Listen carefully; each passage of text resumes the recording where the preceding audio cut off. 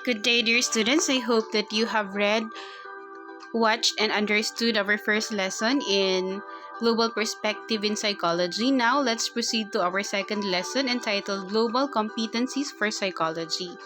But before we proceed to that, I'd like to answer some important questions and clarifications which were indicated in your Google form under activity number 1. First, about the concepts or stakes from non-mentioned organizations that support global psychology in our lesson 1. So, as you could remember, this was part of your research as supplement to my discussion. So, majority of your classmates were able to answer that question in your Google form. And of course, that question was indicated because I'd like you to research.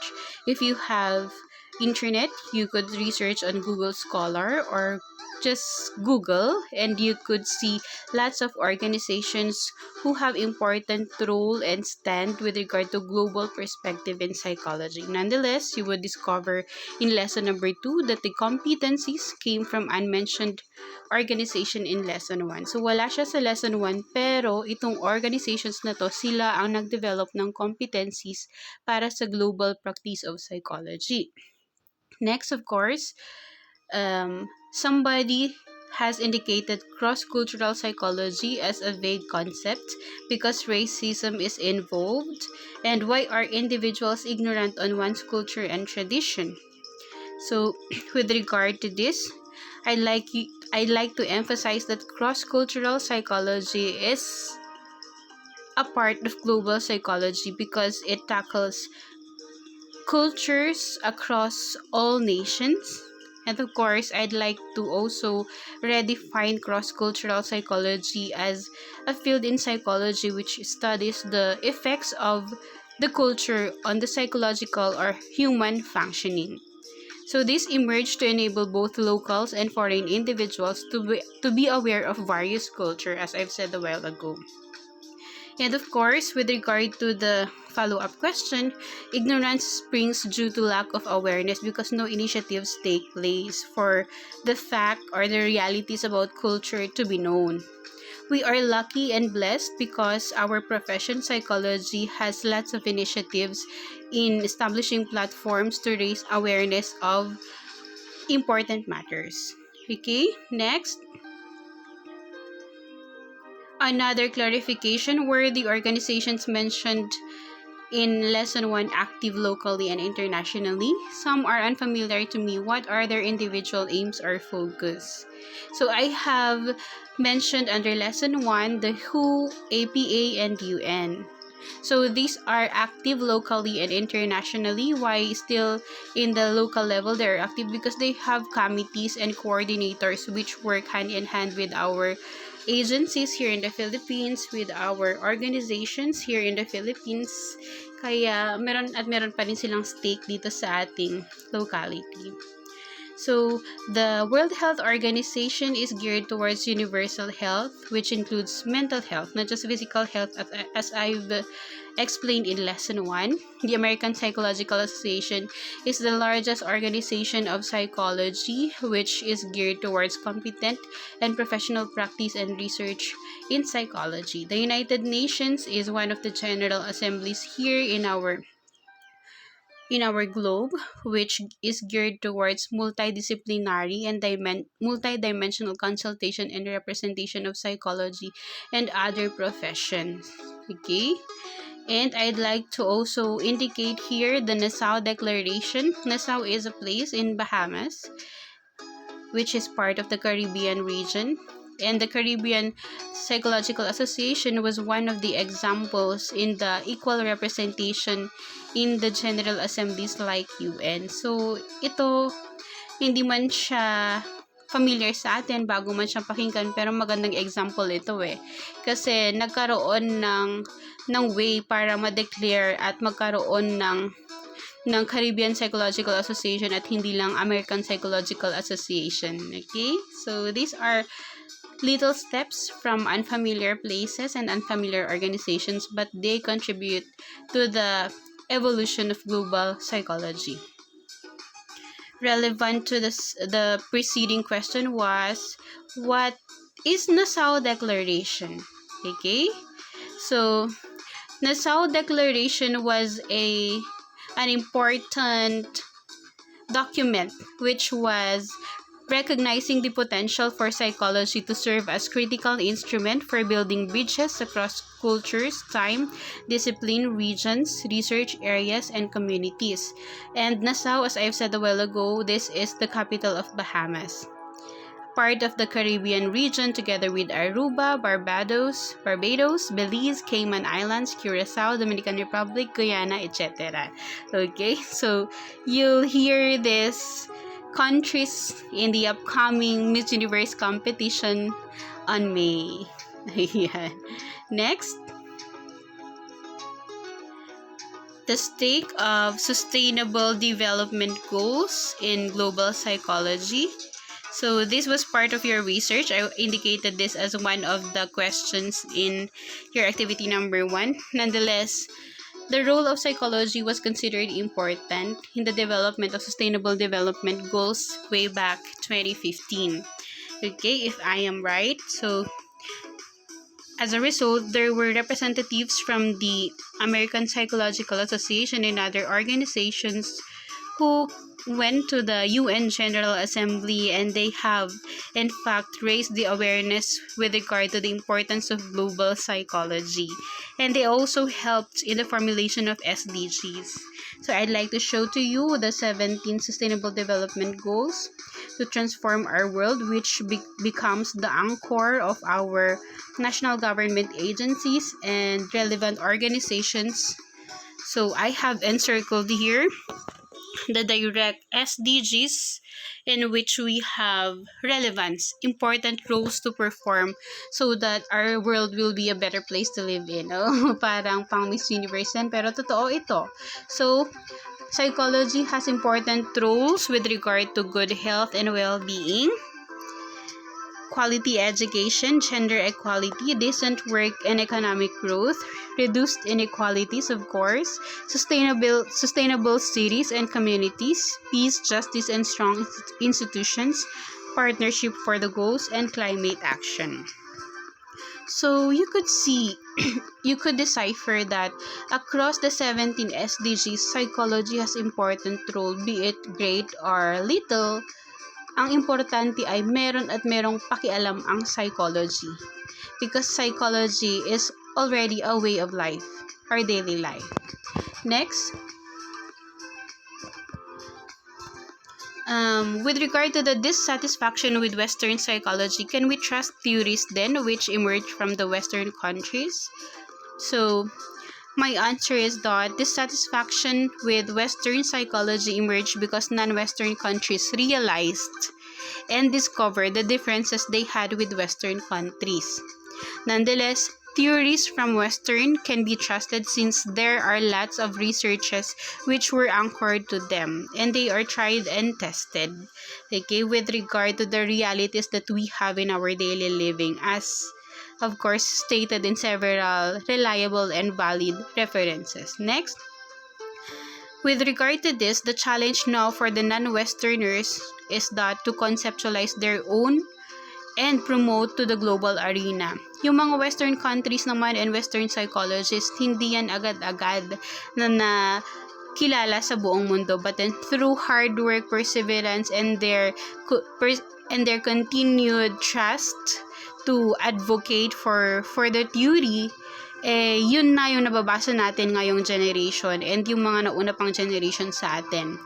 Kung ang non-Westerners like Philippines magkakaroon ng theories na relevant din sa global arena at mapapublish ito na may maging totoo at mabasa din ng future generations ng mga tao na mag-aaral ng psychology at mag-apply ng psychology. Okay? So, I hope that you were clarified with those relevant questions. Now, let's proceed to our second lesson entitled Global Competencies for Psychology. For lesson 1, we have tackled the introduction to global psychology, wherein we have known the reasons why global psychology emerged. We have known the several roles, stakes, and statements of national organizations with regard to the importance of global psychology. I hope that you have realized as well through your activity number 1 the essence of this subject. Now let's proceed to this second lesson. At the end of our recorded learning session and your activity number 2, which will be posted in Google Classroom, I'd like you to discuss the international or global competencies in psychology practice. And of course, this will be given substance through the global competencies topic. Next, you'll be able to analyze the relevance of the competency model or framework in current and future practice of psychology. And this will be given flesh through our topic number 2 entitled Competency Model. So let's proceed right away to topic number 1. What is competency all about? Okay, this is the interconnectedness of the knowledge, skill, abilities, behavior, and other characteristics that we have, especially our values, for us to be able to perform work roles or occupational functions. So when we have knowledge about something, about some concepts of psychology, that is not enough for us to perform well.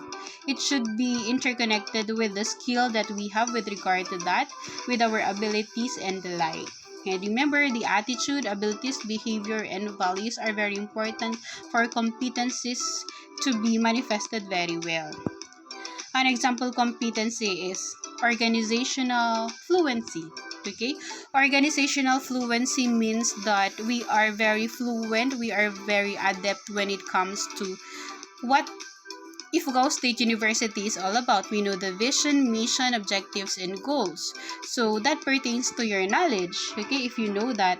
But then when it comes to your skill, abilities, and behavior, do you exercise those VMGOs from the IFSU?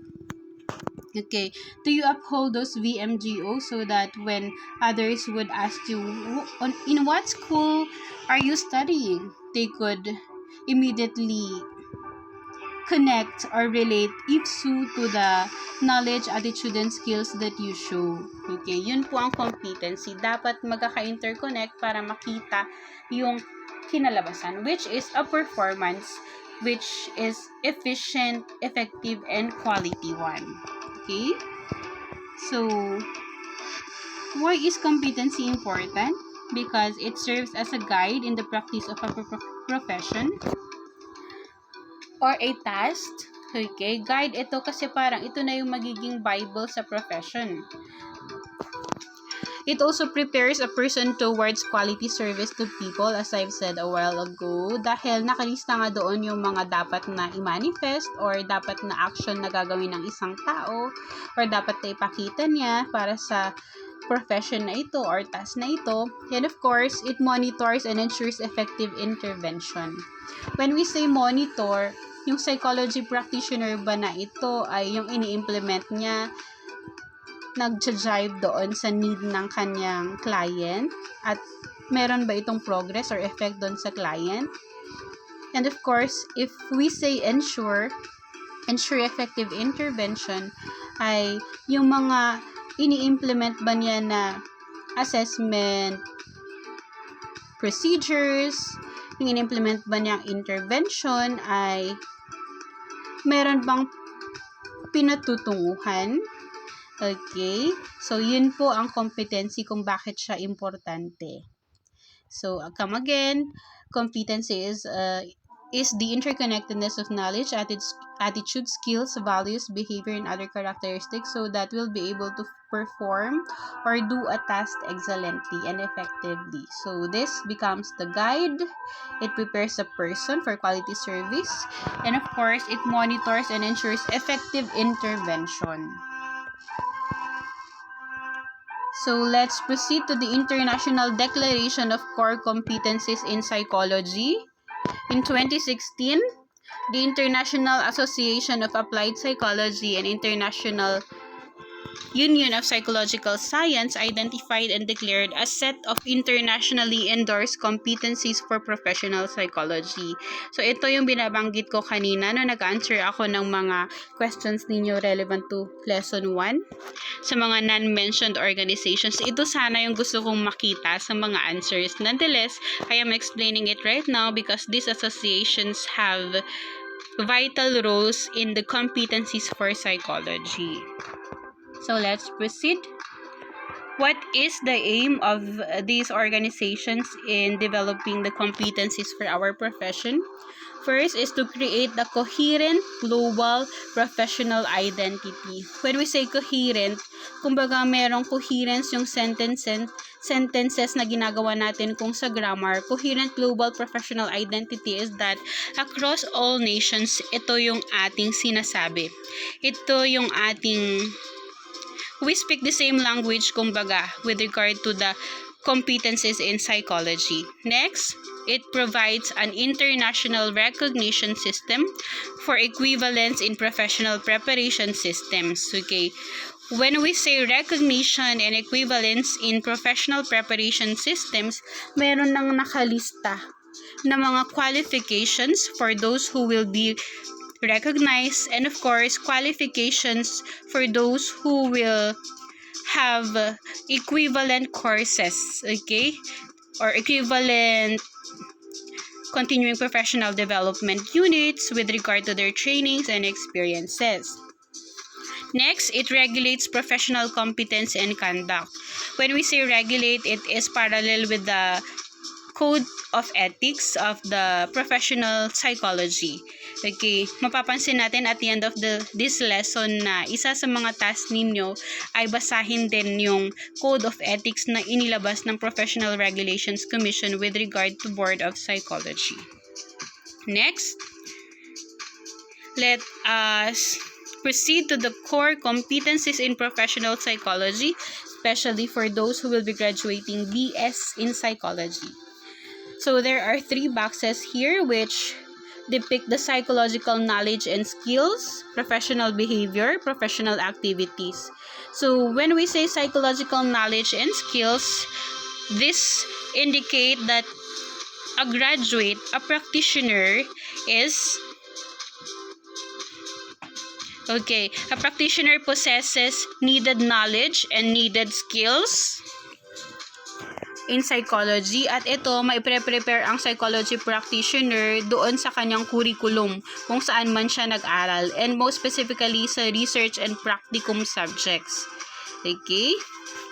Next, sa professional behavior naman, it practices ethically, acts professionally, relates appropriately to clients and others, works with diversity and demonstrates cultural competence, operates as an evidence-based practitioner, reflects on work as well. Okay, these are big words. When we say practices ethically, meron ngang code of ethics na pina-follow. Yung acts professionally ay with the root word professional, na regardless of who or what the person does or whom he interacts with, yung professional na stance ay meron pa rin, hindi nawawala. Okay? And of course, I would like to relate, when we act professionally, it does not mean that when we graduate at natawag na tayong professional, tsaka lang tayo magiging ganun.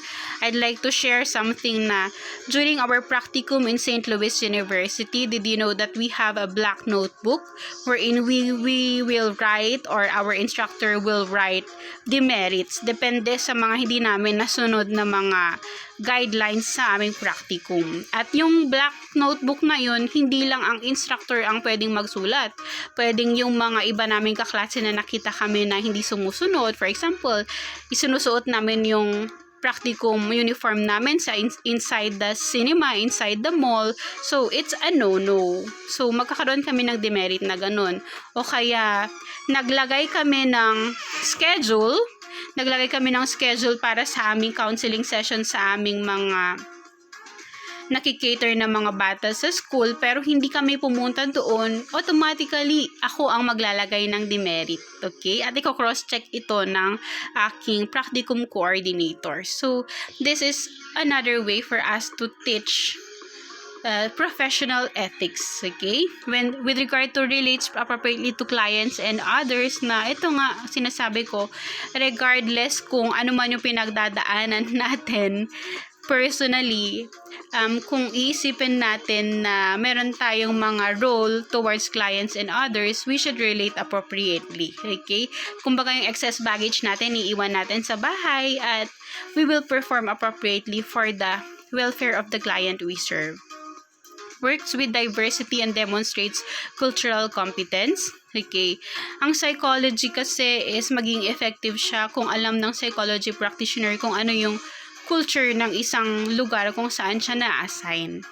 Okay, so that's also the importance of global psychology. Next, it operates as an evidence-based practitioner. When we say evidence-based, okay, dahil ang pinakabase naman ng psychology ay hindi philosophy itself but science. So, evidence-based talaga ang dapat na makita na ito bang assessment mo, pumunta dito sa ganitong intervention, ano yung resulta. Kumbaga, outcomes-based. Next, reflects on work. I also would like to share one of our practices during practicum because I've been a practicum coordinator and I facilitate palagi yung pag-elicit ng insight, ano yung proactive na measure na gagawin mo next time para ma-avoid ng ganitong challenge na na-encounter mo sa practicum demo na ito or practicum week na ito. And of course, we keep journal. Doon talaga namin sinusulat lahat ng essential experiences namin na pwede namin i-share sa practicum coordinator and sa groupmates namin.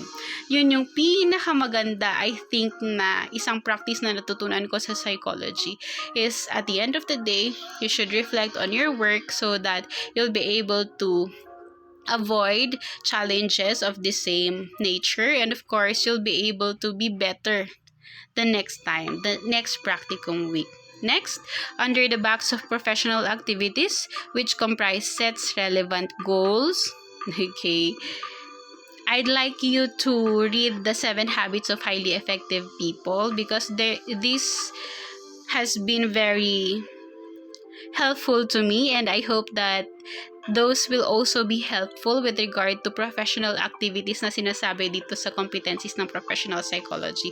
Although it's an additional reading, pero it will be worth it.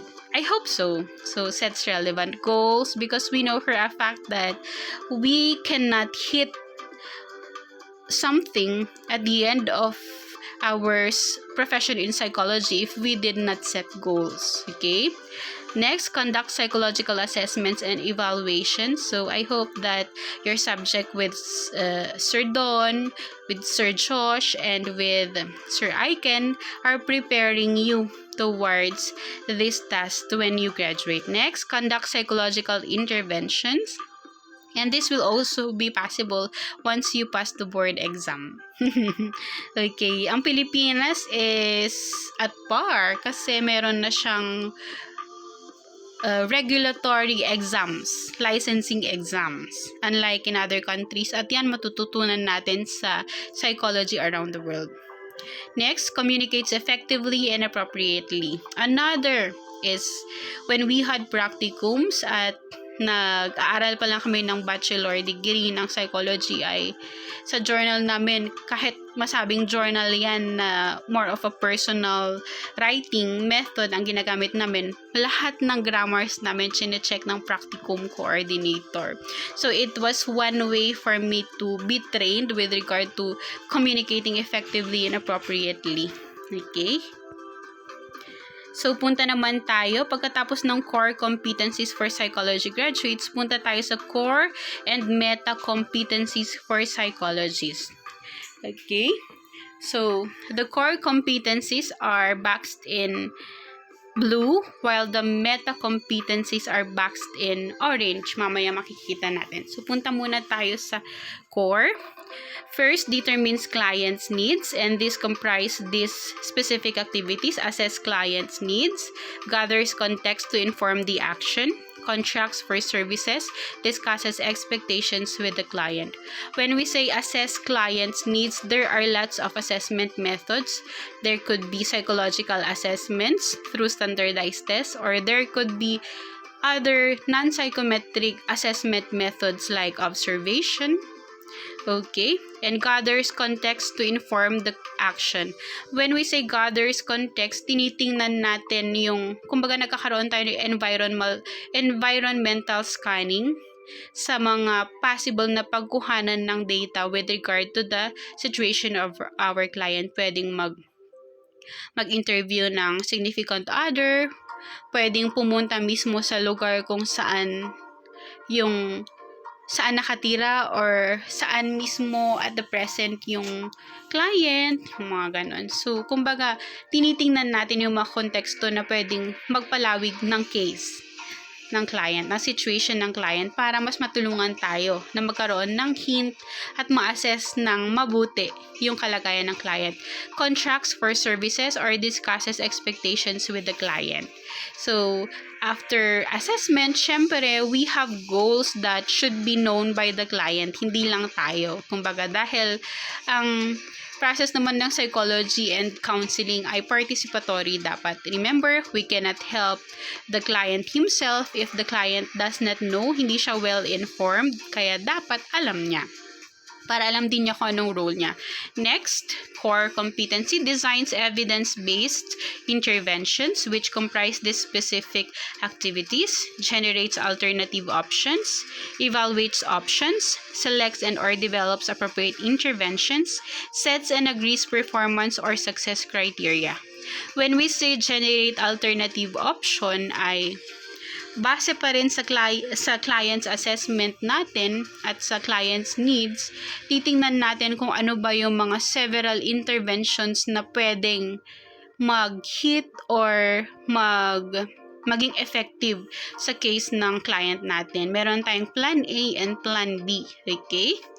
Evaluates options as well. Kung ano ba yung best. For example, sa counseling psychology, there are lots of methods that we could use. But then, when we evaluate options at combination pala siya ng mga methods, magiging eclectic tayo sa approach. So, same as true with this in the core competency of psychology. Evaluates options, selects and or develops appropriate interventions or case formulation. Okay, from the approach where we anchor our intervention, we will now design specific intervention based on the need of the clients which we assessed. Next, sets and agrees performance or success criteria. When we say sets and agrees performance or success criteria, kung nag-set na tayo ng gagawin natin intervention, titingin din tayo kung saan ba natin ibabangga yung intervention na yun para makita natin at the end of our sessions or counseling sessions or psychotherapy session ay successful ba siya. Okay? So, yung success criteria na to, pwedeng observable siya in the psychology room, counseling room, or pwede din siyang tingnan natin in the point of view of the significant others who are directly observing or living with the client. So, siya yun. Next core competency is implements interventions, which comprise implementation of the intervention we have developed from the preceding slide, interprets results taking into account context and individual circumstances. Okay, when we interpret result naman it is also guided with the confidentiality and the euphemism that we have for psychology. Yung kumbaga, pag ini-explain natin, hindi siya hindi siya nagko-contain ng jargons nating psychologist. Kasi the jargons of psychologists should just be used among psychologists or psychology practitioners. And when interpreting results, dapat ay in layman's term na maintindihan ng client natin. Taking into account the context, kung ano yung sitwasyon ng tao, and of course, there's the circumstances as well. Next, communicates results in language relevant to the client. This is directly relevant to the culture because when we know the culture, we should also know the dialect or the language. An example of which is, kung dito ako sa Ifugao magpa-practice ng counseling, dapat alam ko yung kahit yung mga basic lang na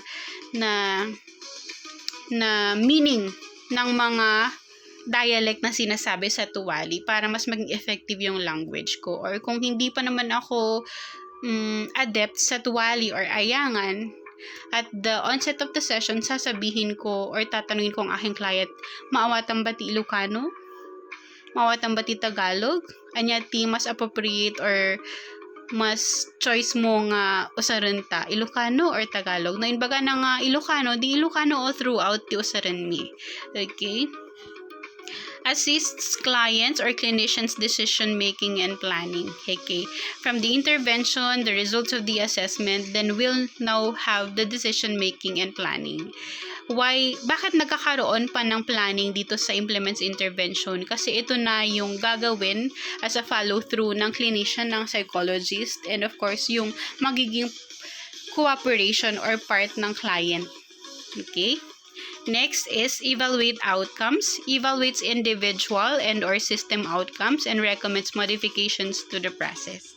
Okay, based from the core competencies 1, 2, and 3, we'll now have evaluating outcomes, and this will solely be based with the results of core competency manifestation 1, 2, and 3. Okay.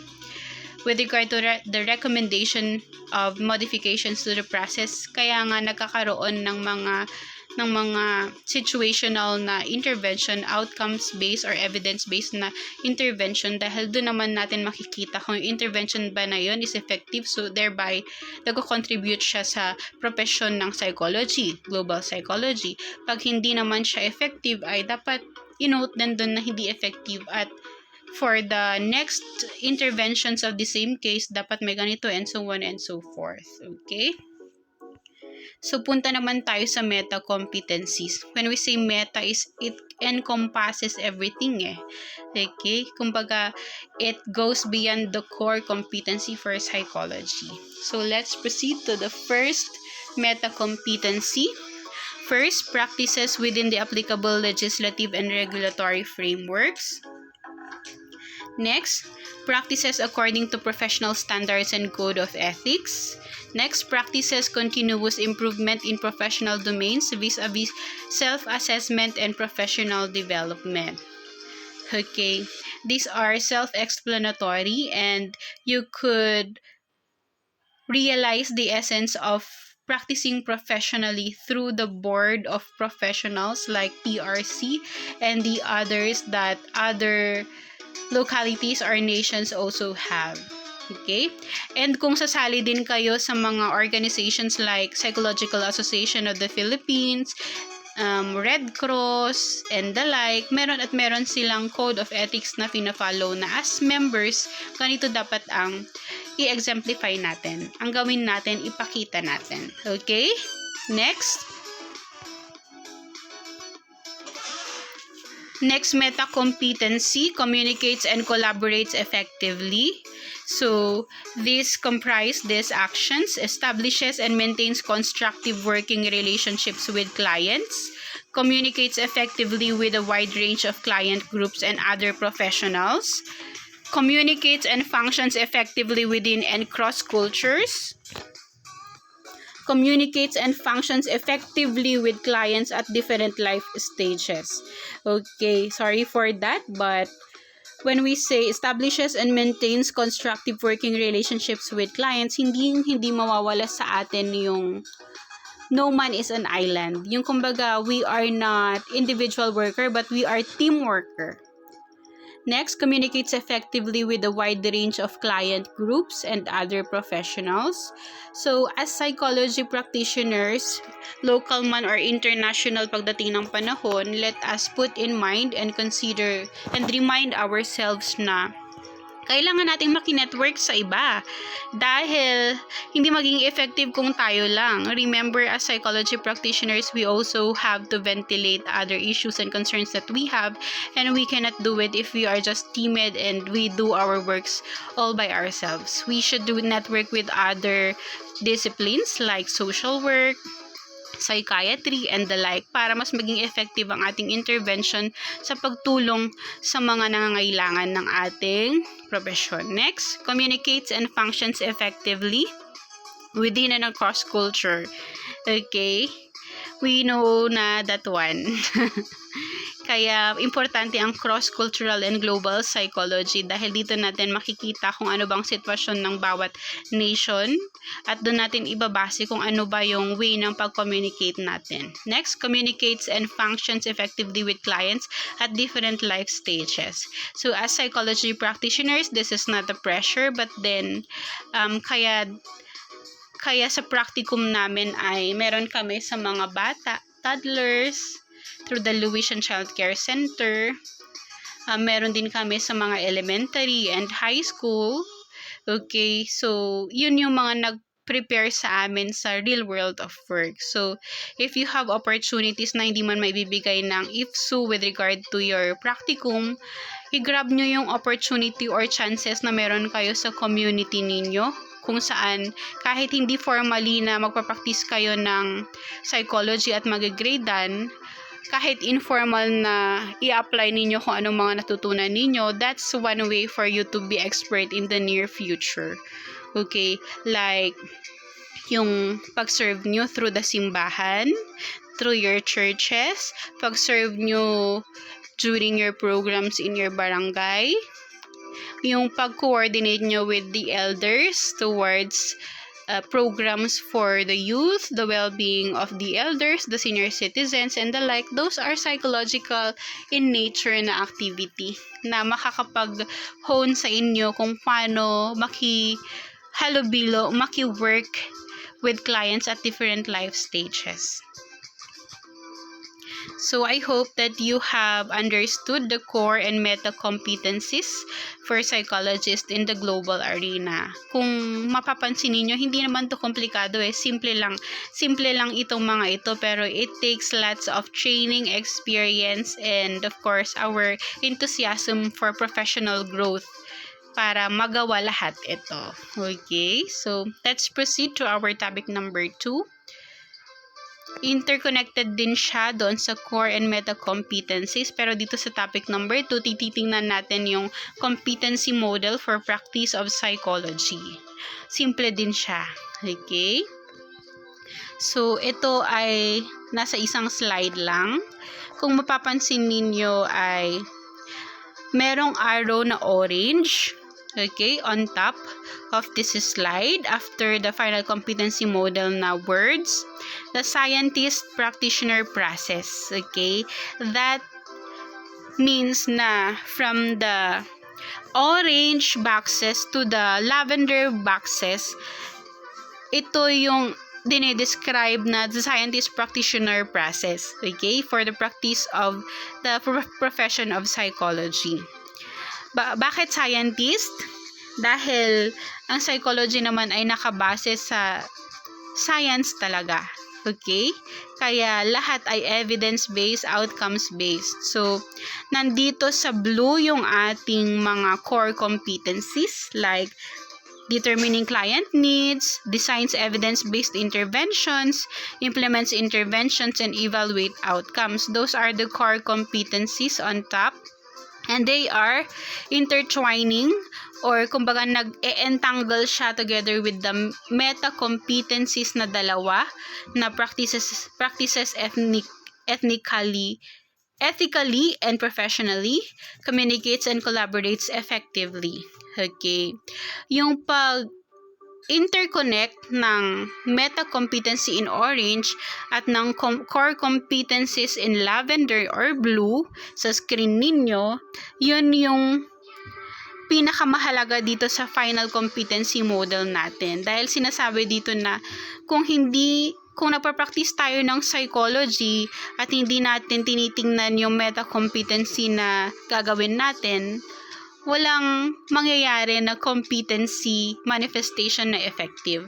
Hindi natin kumbaga na ipapakita yung competency in an effective manner. For example, in determining clients' needs, hihiram tayo, mag-adapt tayo ng valid and reliable na psychological tests. Gagawin lang natin iyon for the sake of assessment. Okay?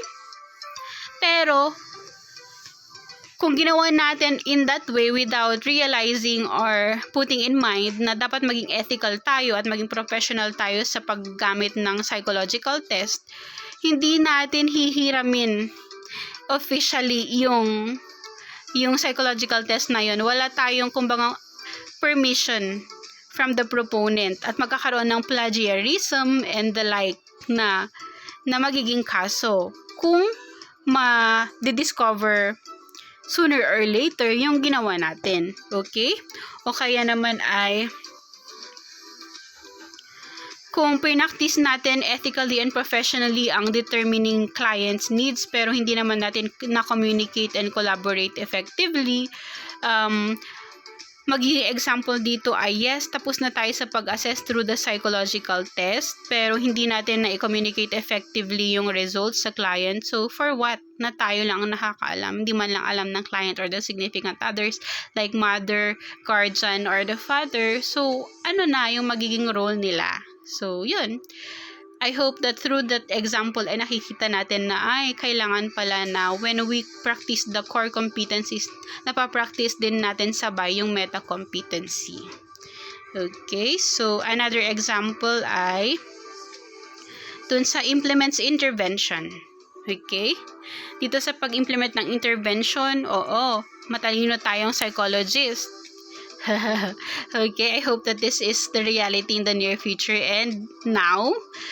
Okay, matalino tayong psychology practitioner, nakadesign tayo ng intervention, nakadevelop tayo ng dapat gawin base sa assessment and of course yung evidence ng interventions from the past. So, i-implement na natin yung intervention na na-develop natin. Pero, hindi tayo ethically and professional sa pag-implement. So, anong pwedeng mangyari? Okay, dito minsan nagkakaroon kasi ng, kumbaga sa doctors may malpractice, sa atin naman pwedeng mawalan tayo ng license as psychometrician or psychology or guidance counselor dahil hindi tayo professional sa pag-practice. Okay?